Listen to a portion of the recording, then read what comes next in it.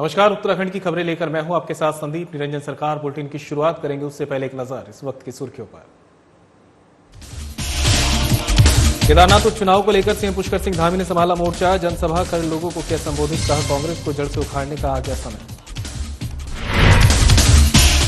ताबड़तोड़ प्रचार प्रसार में जुटे कैबिनेट मंत्री गणेश जोशी। रुद्रप्रयाग में बीजेपी के पक्ष में की मतदान की अपील, लोगों की समस्या सुनकर दिया निराकरण का भरोसा।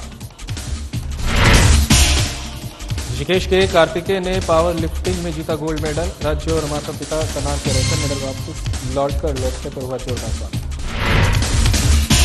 ऋषिकेश के श्री हेमकुंड साहिब पहुंचे विश्व प्रसिद्ध कथावाचक मुरारी बापू। हेमकुंड गुरुद्वारे में टेका मत्था, देश की उन्नति के लिए की प्रार्थना।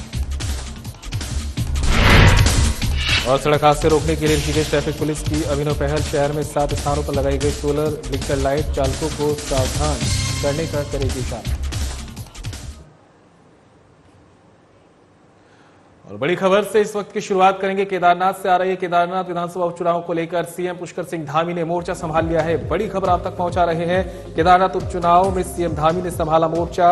अगस्त मुनि में धाकड़ धामी की जनसभा और रोड शो। अनुसूचित जाति स्वाभिमान सम्मेलन में पहुंचे सीएम धामी। विशाल सम्मेलन में बीजेपी को जिताने की करी अपील। स्वर्गीय शैला रानी रावत ने अंतिम सांस तक के क्षेत्र में विकास कार्य उनके सपनों को करेंगे साकार। पीएम मोदी के नेतृत्व में बाबा केदार के द्वार पर चल रहे 2000 करोड़ से अधिक के विकास कार्य। राज्य में जल्द आएगा सख्त भू कानून। 4 धामों के नाम से नहीं बनेंगे देश में मंदिर और ट्रस्ट। कांग्रेस की हमेशा रही है तुष्टीकरण की राजनीति। 500 एकड़ से ज्यादा भूमि को कराया मुक्त। अनुसूचित और सर्व समाज के लिए कांग्रेस ने कभी भी नहीं किया कोई कार्य। कांग्रेस को जड़ से उखाड़ने का आ गया समय। केदारनाथ से बीजेपी रिकॉर्ड तोड़ मतों से जीत करेगी दर्ज। शिक्षा का क्षेत्र हो, चिकित्सा का क्षेत्र हो, चाहे वो आज अनुसूचित वर्ग हो या जनजातीय समाज हो, उनके विशेष हितों को ध्यान में रखकर आज अनेक योजनाएं देश और प्रदेश के अंदर बनाई जा रही हैं।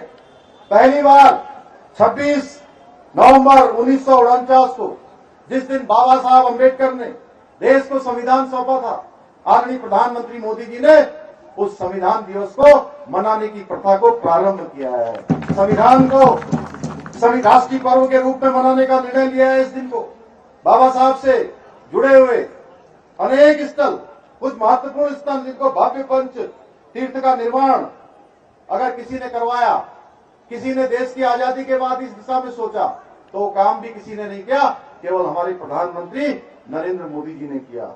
चाहे एसटी वर्ग के उत्थान के लिए आम बजट में बढ़ोतरी करनी हो, या जो अनुसूचित वर्ग के उत्पीड़न के लिए कानून बना था उसको संशोधित करके और सख्त बनाने का काम भी नरेंद्र मोदी जी की सरकार ने किया है। आदरणीय मोदी जी ने अनेक ऐसे काम किए हैं जिससे हमारे अनुसूचित और जनजाति के समाज के लोगों के आर्थिक, शैक्षणिक और सामाजिक रूप से उनकी स्थिति हर दृष्टि से मजबूत हुई है।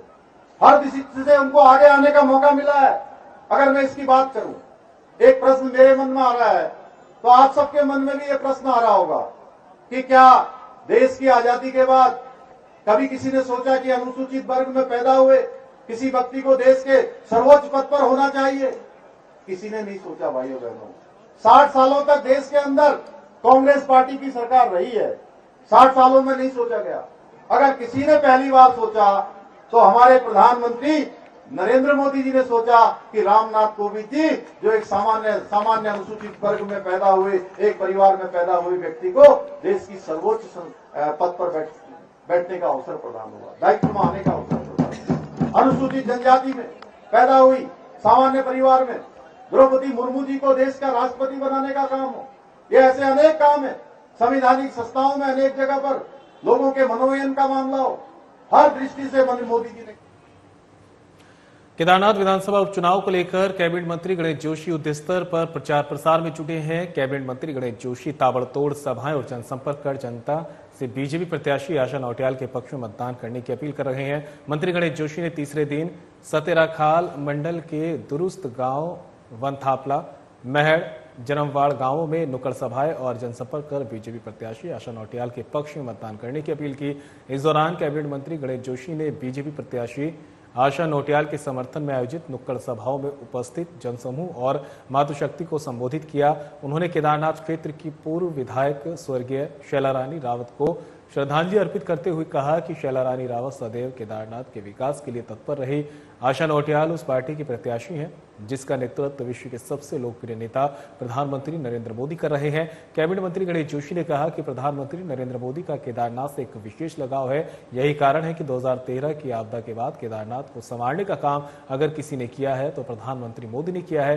उन्होंने कहा कि प्रधानमंत्री नरेंद्र मोदी के पद चिन्हों पर चलकर प्रदेश में मुख्यमंत्री पुष्कर सिंह धामी राज्य के चौमुखी विकास के लिए निरंतर कार्य कर रहे हैं। मुख्यमंत्री धामी ने अगस्त माह में केदारनाथ में आई आपदा से प्रभावित हुए व्यवसायियों को राहत देने के लिए 10 करोड़ रुपए की सहायता राशि प्रदान करने का कार्य किया है। बीजेपी प्रत्याशी आशा नौटियाल के पक्ष में जनता का सैलाब दिख रहा है। इस दौरान उन्होंने केंद्र और राज्य की जन कल्याणकारी योजनाओं के बारे में ग्रामीणों को जानकारी दी। इस अवसर पर जन संवाद के दौरान उन्होंने ग्रामीणों की विभिन्न समस्याएं भी सुनी और समस्याओं के निराकरण का भरोसा भी दिलाया।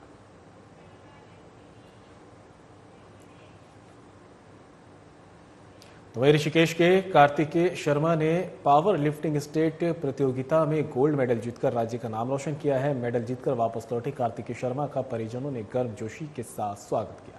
बेटे को मिठाई खिलाकर उसको उज्जवल भविष्य का आशीर्वाद दिया है। कार्तिकेय शर्मा ने बताया कि बचपन से ही उसको पावर लिफ्टिंग करने का शौक है। यही शौक आज धीरे धीरे उसे आकाश की बुलंदियों की ओर ले जा रहा है। स्टेट प्रतियोगिता में वो गोल्ड मेडल 2 बार जीत चुका है। अब नेशनल प्रतियोगिता में वो देश का प्रतिनिधित्व करने का प्रयास कर रहा है। कार्तिकेय शर्मा ने बताया कि अब तक मिल रही सफलताओं का श्रेय वे अपने पूरे परिवार को देते हैं। कार्तिकेय शर्मा के पिता संजय शर्मा ने बताया कि 10 नवंबर को रुद्रपुर के Kumaon power lifting state championship वहां पर आयोजित हुई थी, जिसमें उनका बेटा कार्तिकेय शर्मा भाग लेने के लिए गया था।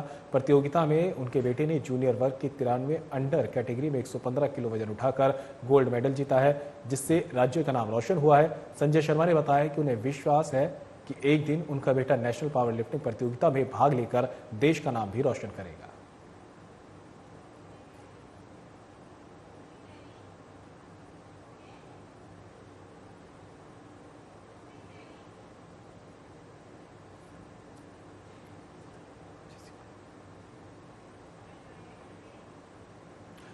और इस बीच बड़ी खबर सामने आ रही है। आपको बता दें, अगस्त्य मुनि पहुंचे हैं सीएम पुष्कर सिंह धामी। ये बड़ी खबर केदारनाथ से आप तक पहुंचा रहे हैं। बुलेट चलाकर संभाला बाइक रैली का मोर्चा।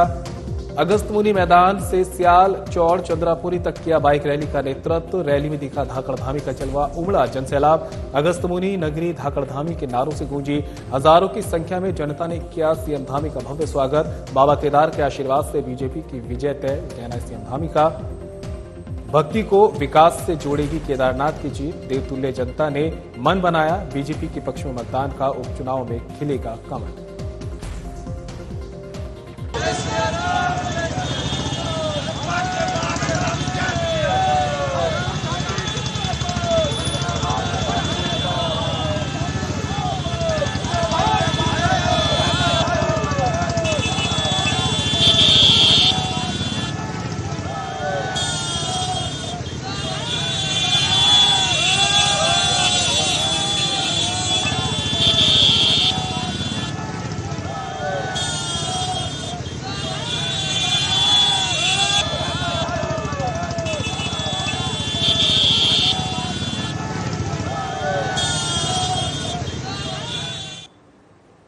अब आपको हरिद्वार के हर की पौड़ी लिए चलते हैं, जहां पर गंगा आरती का सीधा प्रसारण जारी है।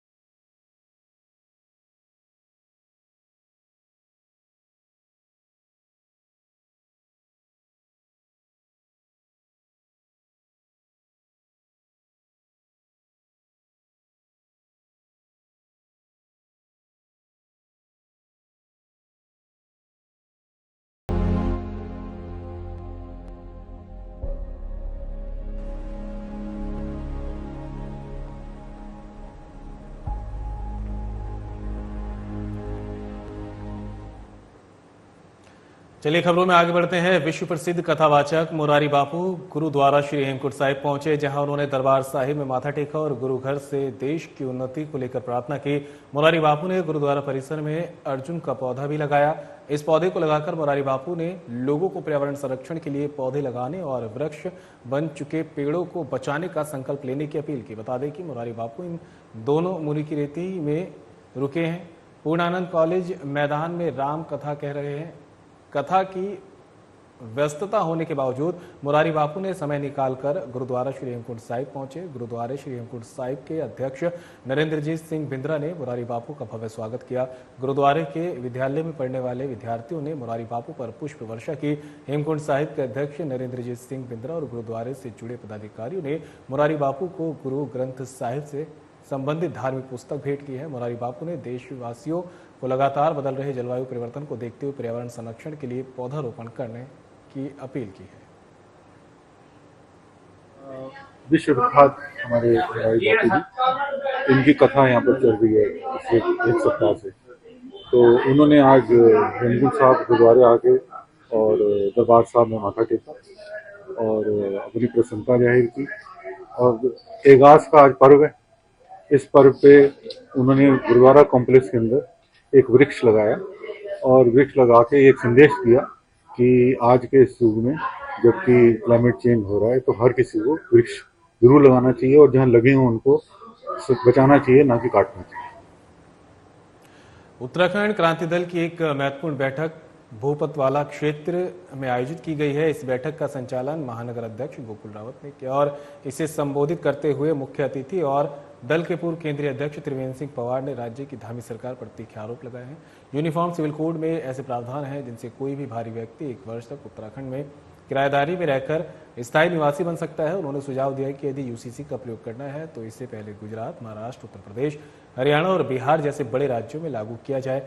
पवार ने कहा कि उत्तराखंड को एक प्रयोगशाला ना बनाया जाए और ये नीति अन्य राज्यों में सफल होने के बाद ही यहाँ लागू होनी चाहिए। धामी सरकार इस कानून के जरिए अन्य राज्यों के लाखों लोगों को उत्तराखंड का निवासी बनाना चाहती है। क्या हुई है, आगे चुनाव को लेकर चर्चा हुई है। ये जो स्थानीय चुनाव होंगे, मेयर के, सभासद के, नगर पंचायत के, सब तमाम चुनाव में हम शिरकत करेंगे। और यूसीसी जो है, ये जो कानून है ये काला कानून है उत्तराखंड के लिए। इसलिए हमने मुख्यमंत्री से कहा कि इसको तो आप गुजरात में पहले लागू करो, उत्तर प्रदेश में लागू करो, तमाम राज्यों में आपकी सरकार है। अगर ये इतना अच्छा काम। शहर के दुर्घटना संभावित चौराहों और तिराहों पर सड़क हादसे रोकने के लिए ट्रैफिक पुलिस ने एक और अच्छा प्रयास किया है। पुलिस ने शहर में 7 स्थानों पर सोलर ब्लिंकर लाइट लगाई है। ये ब्लिंकर लाइट चालकों को सावधान और गति नियंत्रित करने का इशारा करेंगी। ट्रैफिक प्रभारी अनवर खान ने बताया कि सोलर ब्लिंकर लाइट को लगाने के लिए NHPWD से अनुमति भी ली है। फिलहाल हरिद्वार रोड स्थित पुरानी चुंगी, ज्योति विकलांग विद्यालय, कोयल घाटी, काले की ढाल, सिटी गेट, साई घाट और मनसा देवी तिराहे पर सोलर ब्लिंकर लाइट लगा दी गई है।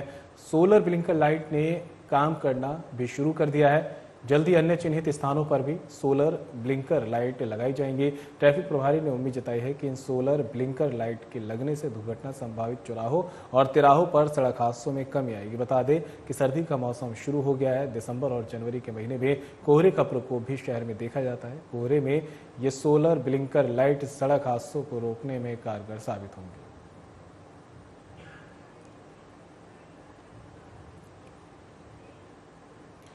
और फिलहाल बुलेटिन में मेरे साथ इतना ही, लेकिन जाते जाते आपको ऋषिकेश के त्रिवेणी घाट लिए चलते हैं, जहां पर गंगा आरती का सीधा प्रसारण जारी है।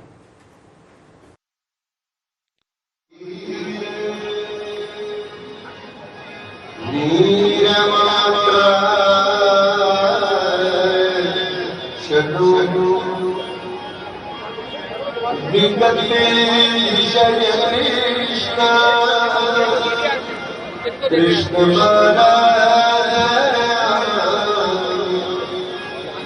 संकले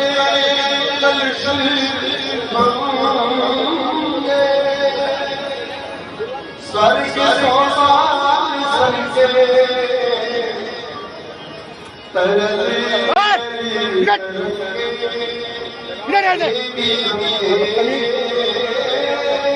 प्रसिद्ध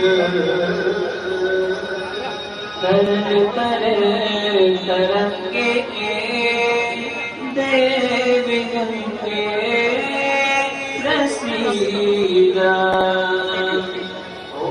चंद्रमा मन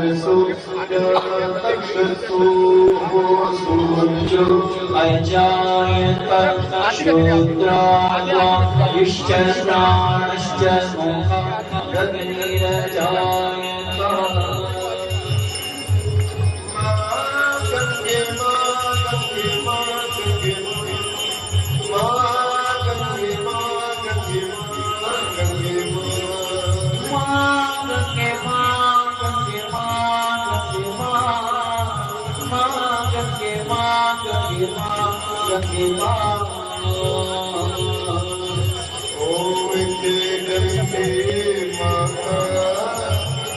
मैया जय माता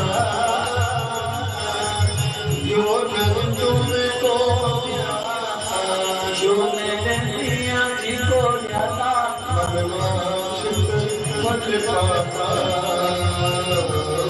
जया के माता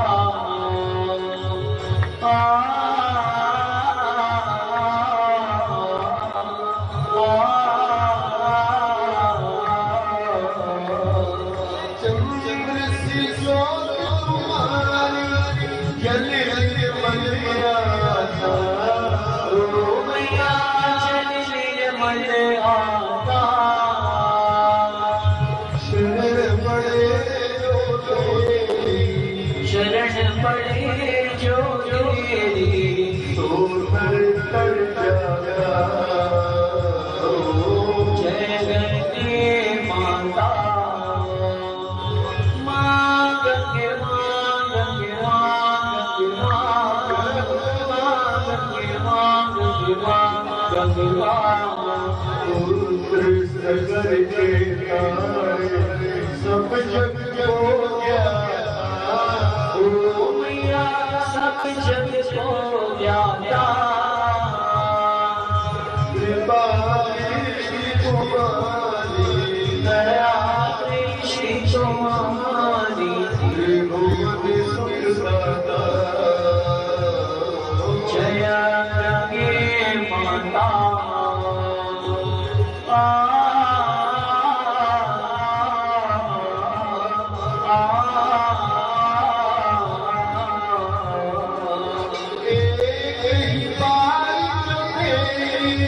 शरणागतिया मैया शरणागत आता यम निद्रा कर यम के काश विषाद परम गति जय गंगे माता माँ गंगे माँ गंगे माँ गंगे माँ माँ गंगे माँ गंगे माँ गंगे माँ मंगल कारी मैया तुम्हें सुखला मैया तू है सुखदाता तेरी गोद में आकर तेरी शरण में आकर मन शक्ति पाया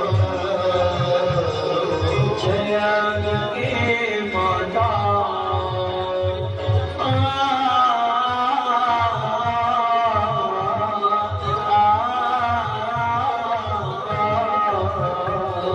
ब्रह्म स्वरूप मैया